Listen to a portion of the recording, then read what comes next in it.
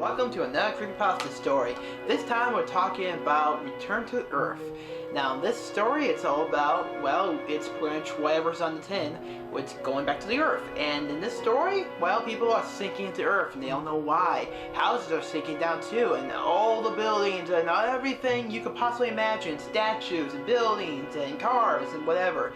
But interesting enough, there is some type of species that continues to stay alive. You'll find out later in the story. As a whole, this story's pretty good. I didn't see the twist coming, actually.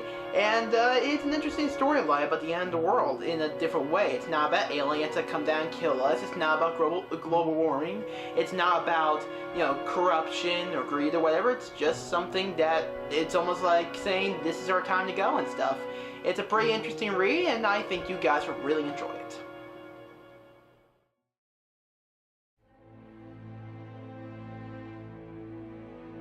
I think this might be the end. For us anyway. Man, and all that we have accomplished. I've had plenty of time to think about it since the last time I saw the sun. The last time I would ever see it. It's not the end of the world, but it is for us. I guess it started almost a month ago, although it could be longer. There's only the clock scattered around the house to tell me how long, and half of those are dead now.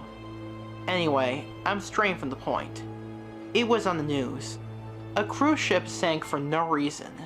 It wasn't damaged, just pulled straight down. Then the rest of the stories flooded in. Everything in the water was sinking. Oil rigs disappeared. People on the beach pulled down to the abyss.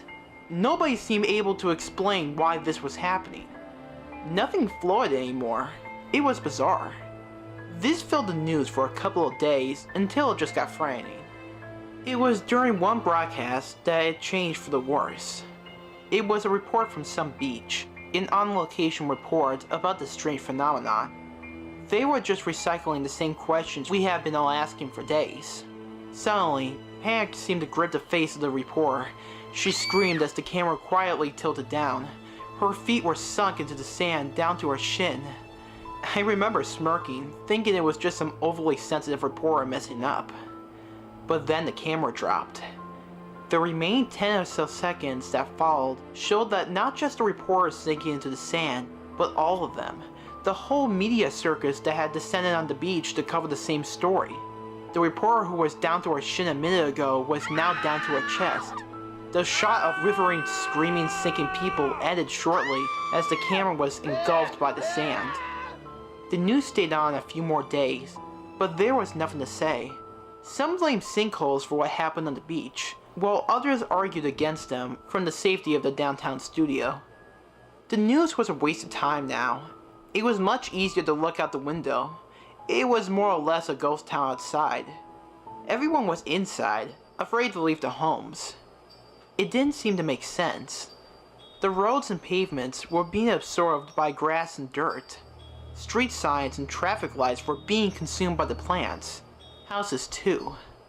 Some people tried to run, jumping from rooftop to rooftop, looking for higher ground.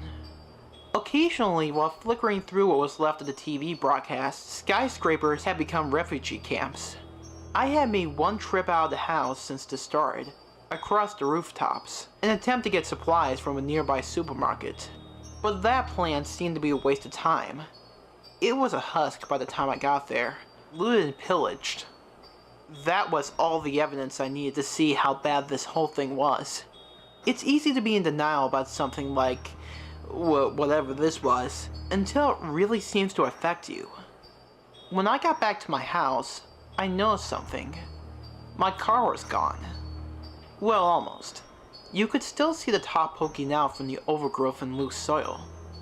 And not just my car, all of them. Bigger vehicles were still in sight. Only partly obscured, but they were going down too. A few days later, my whole bottom floor was subterranean. I had managed to block the windows and door from bursting in from all the dirt and soil, but it was just a cell now. A mausoleum, not somewhere I wanted to be. I spent most of my time by an upstairs window, staring at the hostel road outside. My neighbor died yesterday. He fell off his roof and was swallowed by the earth. He's not the first person to do that either. What made it noticeable was why he fell. He was trying to stop his dog from getting out. The dog's fine. Well, I assume so. It ran off. They're not affected. The animals. This is our fate. That nihilistic little discovery was too much for me to bear. This whole thing, a living fucking nightmare. I hit the ball hard and passed out for the night. When I woke up, my head pounded in the darkness. I flicked the light switches and the fuses, but the power was out. I took the flashlight by the fuse box and looked around the house for any supplies. While checking the upstairs, I saw it. The last glimpse of natural light I'll ever see.